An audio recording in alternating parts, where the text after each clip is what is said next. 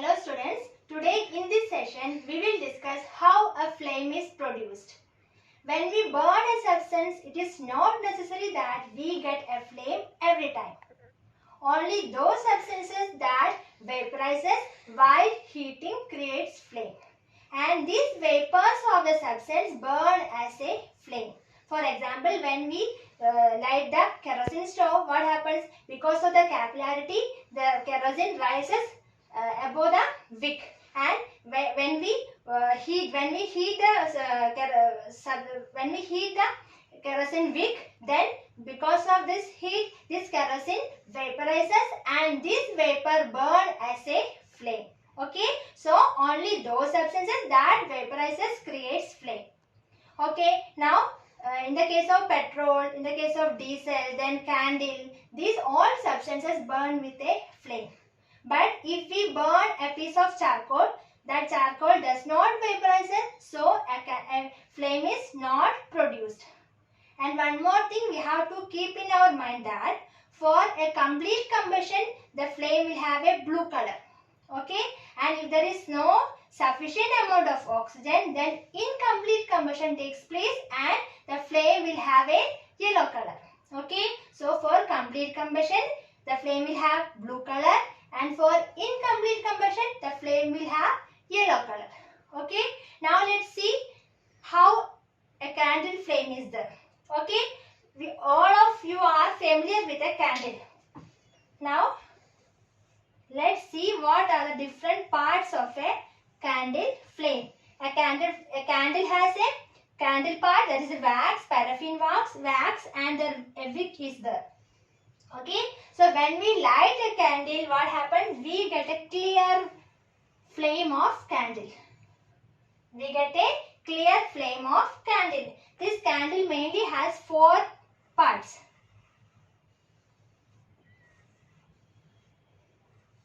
Okay, it has mainly 4 parts. This is the outermost zone is the non-luminous zone. Non-luminous zone, and the middle part is the luminous zone, and this is the dark zone, and this is the blue zone.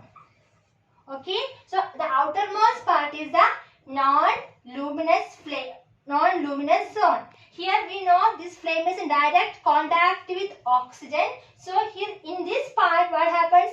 Complete combustion takes place, and this is the hottest part of the flame. And here, due to the complete combustion, this flame will have a thin blue color. Okay, it is very thin, so it is not clearly visible. But because of complete combustion, we will have a blue flame here. This is the hottest part, and this is the non-luminous part. Now the second part is the luminous zone. Okay, here this is a moderately hot part, and because of the insufficient amount of oxygen, here what happens? Here incomplete combustion takes place. We know this is not in direct contact with oxygen. This part is not in direct contact with oxygen. So this part, incomplete combustion takes place, and the flame will have a yellow color. Okay, so here because why it has a yellow color? Because it has a incomplete combustion, and because of the presence of carbon particles, it has a yellow color. Now the third part is dark zone. Dark zone means here no combustion takes place. In this part, in dark zone, no combustion takes place because there is no oxygen present in this zone. So no combustion. So this is the dark zone. Now the fourth part is the blue zone. This is the base part near the wick. Okay, in this part the wax is melted part, and here because of the insufficient amount of oxygen, here incomplete combustion takes place, and because of the presence of carbon monoxide particles, it has a blue color. I think this is clear to you. Now we will see how can we select a substance as a fuel. Every substance cannot be used as a fuel.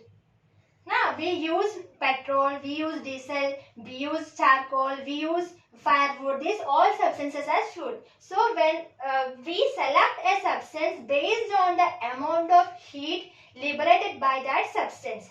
If the heat is higher, then we can select the substance as a fuel. For this purpose, we calculate the calorific value. Calorific value of the substance. Find the calorific value of the substance.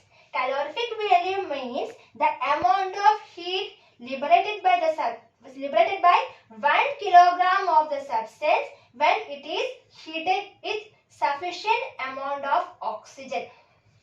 Okay, so amount of heat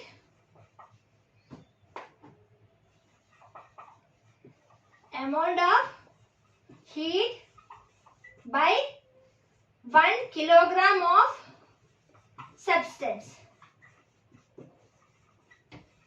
Okay, so calorific value is defined as the amount of heat released by 1 kilogram of substance when it is heated in sufficient amount of oxygen.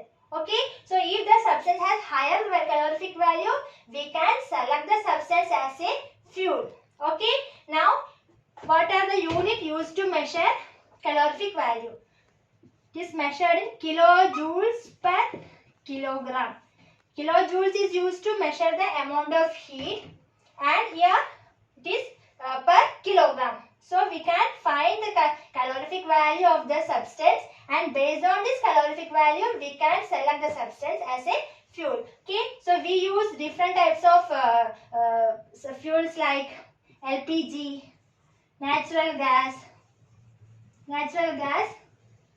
Okay, so these all substances, now the CNGs, now petrol, diesel. Okay, here CNG, this petrol and diesel is used in transport vehicles, and CNG, natural gas, these all are less polluted gases. Okay, this causes less pollution. So based on these factors, we can select a substance as a fuel. I think all the points discussed in this chapter is clear to you.